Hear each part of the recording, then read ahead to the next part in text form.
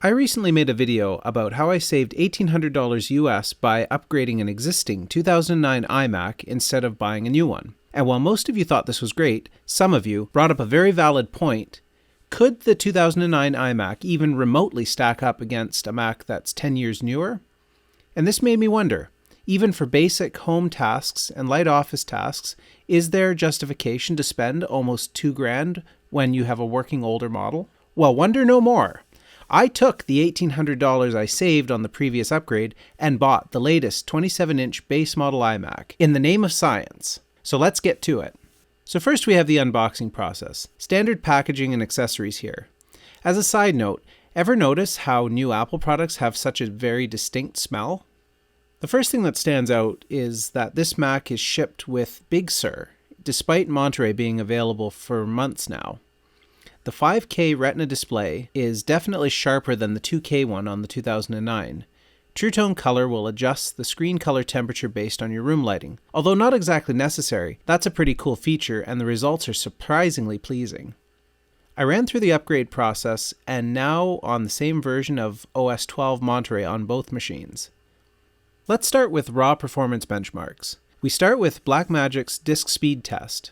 The 2020 Mac hits around 1400 megabytes read and over 1000 megabytes per second write.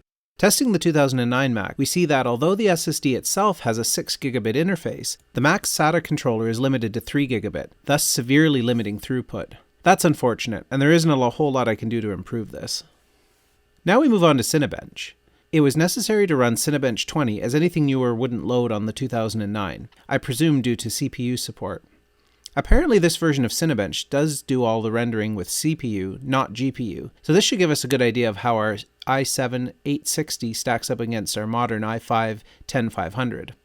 And as you might expect, 10 years newer and 2 more cores absolutely obliterate the 2009, with a score of 3,300 points versus 650 points, respectively. For someone who does a lot of CPU-intense tasks such as packing and unpacking large compressed files or compiling code for larger applications, this could present a real-world benefit to buy a new machine rather than upgrade. I did expect a large performance gap, but this gap was larger than I anticipated. And of course we need to benchmark graphics. Obviously the Radeon 4850 isn't going to favor this test. To be fair, it is possible to upgrade the GPU in the 2009, and in synthetic predominantly GPU workloads, it is possible that the 2009 would give the 2020 a run for its money, depending on which GPU is installed.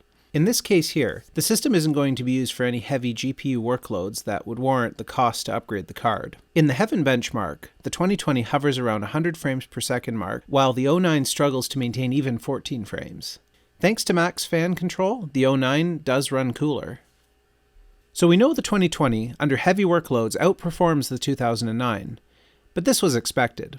The real test is whether there is a difference for light and home office tasks in a real-world environment. We start with a very basic test, sleep and reboot. Waking both systems from sleep, the 2009 is slightly faster.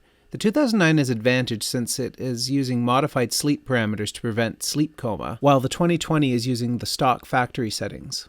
For reboot, the 2020 is actually slower to shut down, and this wasn't a fluke. This was consistent across multiple tests. Weird. The 2009 does have the disadvantage of the OpenCore loader timeout setting, while the 2020 is free to start booting immediately. If you do frequent cold boots or restarts, however, the OpenCore loader can be adjusted to immediately boot the default option and shave a few seconds off startup.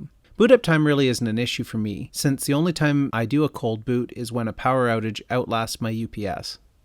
Now for probably the most important test, web browsing. I'm using Google Chrome, since this is what will be used day to day. Opening apple.com simultaneously on both machines? Sure, the 2020 is faster, but given by how much, I would consider it negligible. Opening YouTube, the delta is a little more pronounced at approximately 1 second, and another 1 second delay until the video starts playing. Both systems are on wired Ethernet to rule out Wi-Fi discrepancy. And switching to full screen view, delta's just under 1 second delay for the 2009.